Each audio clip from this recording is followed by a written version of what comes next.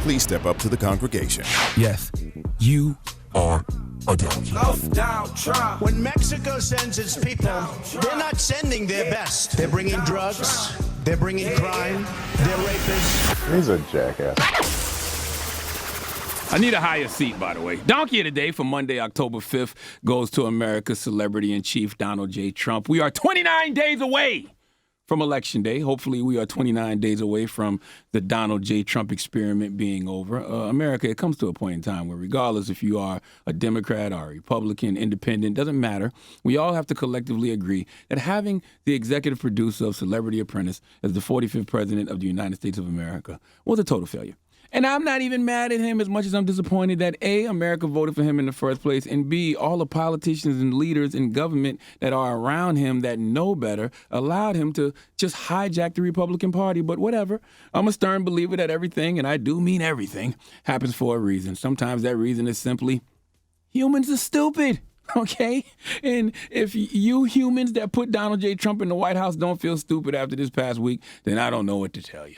All right, the man who told y'all on January 22nd that he wasn't concerned about a pandemic and they had it all under control, that it was one person from China and we would be fine. The man who February 27th told us in regards to Corona, it's going to disappear. One day, it's like a miracle, it would disappear. On March 11th, Trump said that for the vast majority of Americans, the risk is very, very low. On April 3rd, after the CDC said that people should wear cloth or fabric face coverings, Trump said it was a voluntary thing and that he himself would not be wearing one. In fact, he didn't wear a mask until July when he went to, ironically, visit the Walter Reed National Military Medical Center where he is now a patient because he has coronavirus. Now, I'm only running down this brief timeline to show you that a hard head makes a soft ass no matter how powerful that hard head and soft ass is. Okay, I don't care how much money you got, what your status is, what position of power you are in. Some things you just can't escape, and disease is one of them. So when you are the president, the leader of the United States of America, most of the time you are leading by example. So when you treat coronavirus like it's nothing, what do you think your foolish ass followers are going to do? Literally on September 21st, just a couple weeks ago, Trump told a crowd in Swanton, Ohio this. What do you say? You got that one? It affects virtually nobody. That's right. 200,000 people dead will disagree. And I wonder now if reports are true and Donald has COVID, does he disagree? Because he's now one of those nobodies. Now, you would think that Trump in this moment would be attempting to lead by example. You would think this would be his come to Jesus moment where he now realizes COVID is real. It's nothing to play with. And maybe, just maybe, God is waking his dumb ass up. I'm telling you, it's only two ways this can go. Trump turns into a totally changed man because COVID almost kills him. Or he comes out doubling down on the arrogance. He comes out leading with even more ego. That narcissistic personality disorder will be on 100, okay? He's 74 and clinically obese, so he has two high risk factors that could lead to his death. If he really has COVID and he survives it, if you think he thought it was 99% harmless before, Lord have mercy on us all. Now, I'm going to just go with this story and push aside what I believe and say he has coronavirus, okay? I would think he would be taking this a lot more seriously, but nope.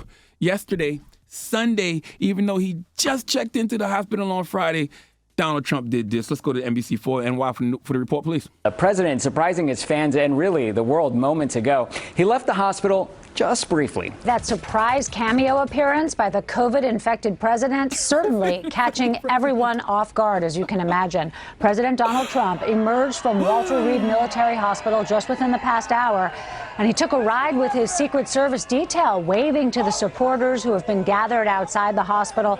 At first, it wasn't clear whether President Trump was in fact discharged and headed home to the White House, but turns out that was not the case. The White House confirming within the past half hour that the president just took a motorcade trip around the hospital grounds to thank his supporters and, more likely, to show the American people that he's in pretty good shape after some conflicting reports about his health in the past 24 hours.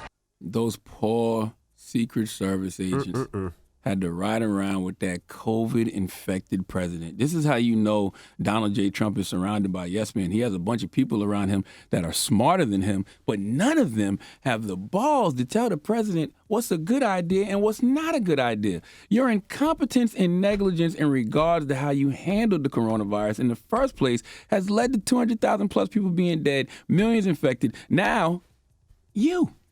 And instead of quarantining away from people, you jump in an SUV with your Secret Service agents, possibly putting them at risk just to go out and get a photo op? Melania Trump, the first lady, probably so relieved and happy to be away from him, okay, will not leave the White House to visit her husband at the hospital. You know why? I'll tell you why. A White House official said Saturday, you know why she won't leave the White House? Because she has COVID. He said that verbatim. She's not leaving because she has COVID. That would expose the agents who would drive her there and the medical staff who would walk her up to him, end quote.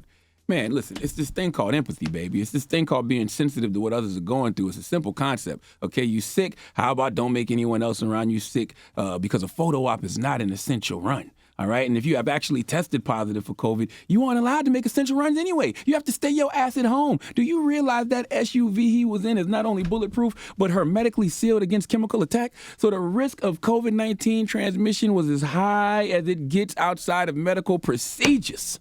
It's like when someone farts on a plane.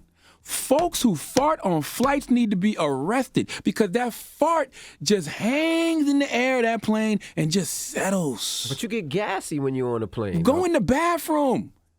I ain't getting up. Don't fart in your seat and just let that thing settle on people all over the plane. Don't sit next to me then. Next time you on a flight and you smell that fart, just realize there's nowhere to go. You are trapped, and that's exactly what happened to those Secret Service agents, okay? Everybody in that car with Trump might get sick. They might die, all because Donald Trump has to feed his ego. Political theater, executive produced by Donald Trump, and for what?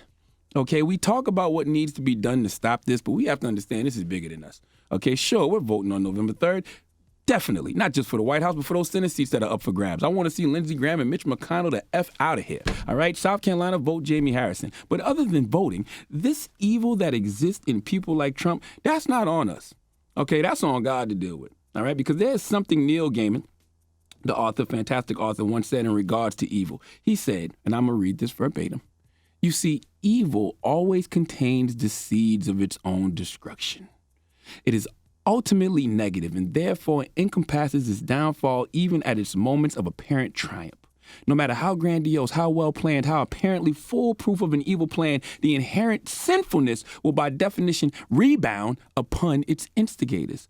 No matter how apparently successful it may seem upon the way, at the end, it will wreck itself. It will founder upon the rocks of inequity and sink head first to vanish without trace into the seas of oblivion. Basically, what Neil Gaiman is saying, I don't care how popular an evil person is. I don't care how lit an evil person is. I don't care how much money they got, followers, clout. I don't give a damn, okay? Even if they're the president, eventually evil people self-destruct. They will crash and burn. So let's all just sit back and watch how this season finale of 2020 is going to play out, because I have a feeling it will be a learning lesson for us all. Please let Kathy Griffin do her thing. Please give this giant jar of mayo the biggest hee-haw. All right. So you never pass gas on a plane? No, I don't even. Yo, listen, you've been working with me for 10 years. You know I don't even fart in my clothes, B. Don't play me like that. I don't fart in my clothes. You know that. Never on a plane before? No, you go in the bathroom. That's disrespectful. You got to look out for other people. Have some empathy on a flight. Why you farting on a flight? Well, you do that and then you look at somebody like, damn, who did that? That's what you do. Because the fart just settles over the whole plane. It's like a cloud. It just lands on everybody, just seeps into everybody's skin, all up in everybody's nostrils, all on everybody's clothes, all because you selfish and just can't walk to the bathroom and let out some gas? You people. All right. Donkey of the Day is brought to you by the law office of Michael S. Lamonsoff. Don't be a donkey. Dial pound 250 on your cell and say the bull if you've been hurt in a construction accident. That's pound 250 from your cell and say the bull.